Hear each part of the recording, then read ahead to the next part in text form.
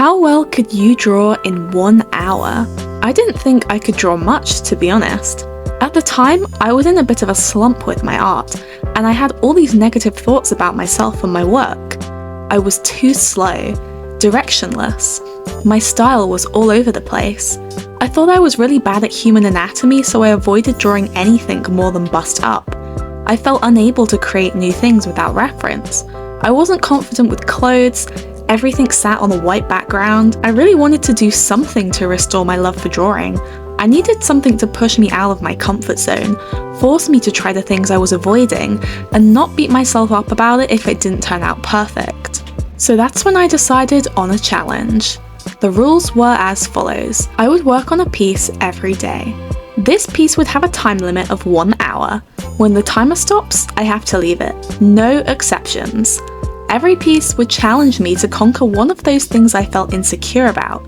For example, one day I may challenge myself to draw a background, one day I might have to draw a full body pose, etc. So in this video, I'll show you everything I drew, and most importantly, at the end, I'll tell you what I learned from it, because honestly, this challenge changed my entire mindset about my art, and that was truly unexpected.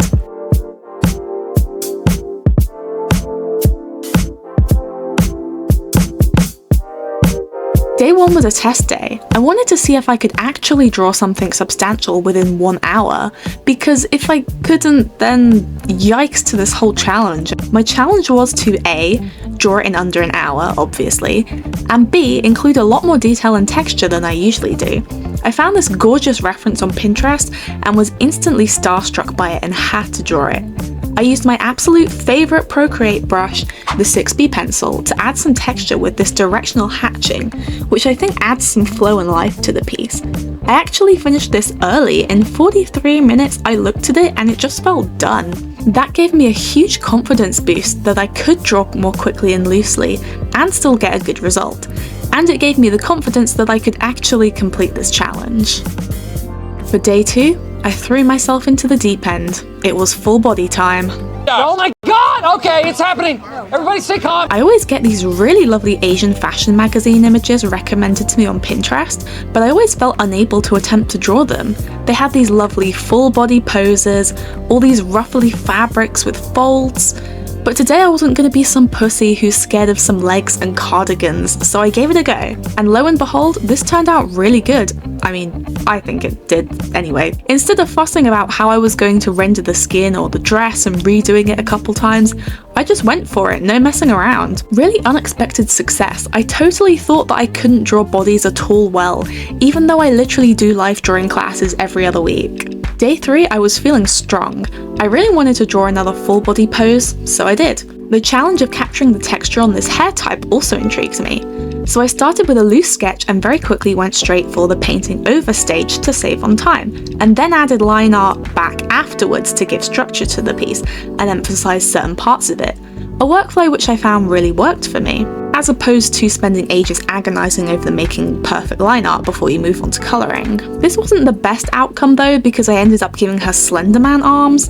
That wingspan is so big she could slap you from the other side of the room. But it's not too noticeable, so I'll still count it as a win. Day 3, I was feeling super positive about this challenge and was beginning to get the confidence to do more things that I assumed I couldn't do for some reason. So today's challenge was to draw textured ruffled clothes and full body. Drawing the face from this angle was a big struggle for me, and she looked a bit Shrek-like until I eventually warped it and painted over it at the end.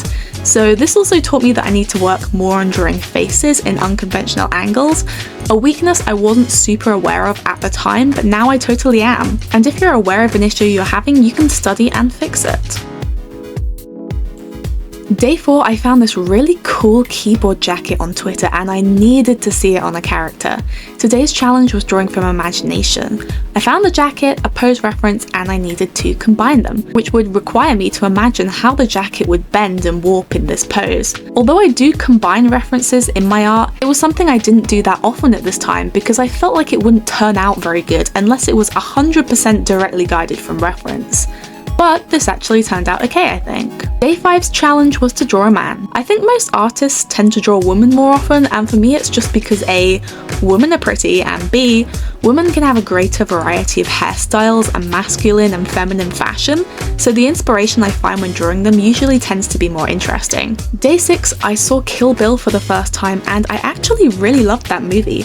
Would recommend it, especially if you're into samurai movies, action movies, revenge fantasies. This look from the movie is the most iconic, and I wanted to use it for a full body challenge, and I think it turned out cool. I even spent some extra time editing the final image to create this composition, which made it a lot less bland than my usual white background single character stuff. Day 7 was full body again. I designed this character who was going to be in an upcoming video game, more information on that coming out at some point. The only prompt was that she had to be a succubus character who, ironically, is a virgin, and so was born Cherry. I liked Cherry so much that I drew her again for day 8. Honestly, I didn't really have a challenge in mind for this day. I was just very into the character design and really wanted to draw it again. That gave me hope because it meant that my love for drawing was starting to be restored and I was feeling excited again. Day 9 was all about backgrounds. I wanted to create a scene, not a character floating in the void of space. I used a bunch of leaf brushes layered on top of each other to represent this very complex floral background, which just has a lot going on in it, and I also challenged myself to draw this full body character too. Balancing the colours and everything at the end to make sure the character popped was a bit of a challenge, so I ended up fading the background and adding some blurry shapes into the foreground to bring focus onto the character amongst the colourful chaos. Not a huge fan of this piece because of the face, but I do think the whole piece itself turned out nice. Day 10, I really struggled to keep in time because of how energetic I wanted this drawing to be. The new Mario movie had just come out, and I really wanted to test my imagination again by taking a Peach cosplayer reference from Pinterest and then reimagining it into this piece. I honestly wasn't super satisfied by the end of the hour because I felt like I could have done better given more time. I kind of felt like the piece was missing something, but my time was up, so I had to leave it, move on, and accept the imperfection. Day 11 killed me. I drew a man with a background while on my 1 hour train journey. Remember what I said about struggling to draw faces from certain angles? I really had to draw over this face, like, a lot. Also, not sure why, but looking back at this file on my Procreate, I named it Therapy? For some reason. Maybe I was really struggling on this drawing. Day 12, I could feel myself becoming very done with this challenge. I was busy with uni work, my final year dissertation to be precise. What a great time to do an art challenge, am I right? I cut this short and I didn't blend and finished it. I left it very messy under the time limit. This took me about 40 minutes. Day 13, I really lost time. I wanted to get complex with stylizing the structure of the hair with these big, bold, dramatic shapes, and I ended up getting so carried away that the time limit just slipped away from me. And I wasn't a super big fan of how the face, hand, armor, basically everything except the hair turned out. I could feel myself getting restless with the limitations and wanting to spend longer and take my art further. Day 14, I did not do the challenge because I got the commission. And if there's one thing I care more about than self-imposed art challenges, it's having money in my bank account. Day 15 was the final day of this challenge. I wanted to finish big, so I challenged myself to do a full body piece which blended well into the atmosphere of a challenging, watery background. And I basically don't think I've ever really tried drawing water. I also went for a bit of an unconventional head angle, and here's the final result.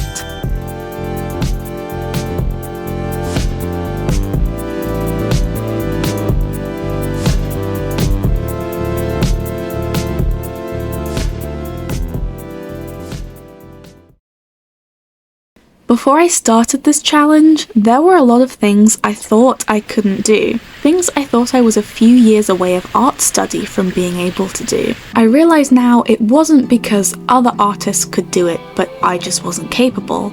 I could do it. I just had to get out of my comfort zone and actually try to do it. I'd spent so long doing studies and simpler art than I'd like to because of perfectionism. Forcing myself to tackle the things I was avoiding and taking 1 hour to just zone in and power through it, forcing myself to accept that it wasn't going to be perfect, made a huge difference. I felt like I wasn't ready to try drawing what I actually wanted to be drawing. I got stuck in what was safe. But you can't wait until you feel ready or you'll never do it. Ever since then, I've tried to be a bit more adventurous with my art, and I'm not saying you should do exactly what I did. Forcing yourself to draw every day will make you burn out most likely, because ultimately being forced to do anything tends to have the side effect of making it feel less fun. If there's something you think you can't draw, whether that's hands or perspectives or backgrounds, try giving yourself a time limit to just do it. If it works out, you'll positively surprise yourself and have a nice art piece. If you fail, you won't feel so bad because of perfectionism, because you only gave yourself an hour, so you couldn't have made it perfect. You also still learned something. Either you learned that you could do it better than you thought and it is possible for you, or you got closer to figuring out exactly what you're struggling with so you can fix it.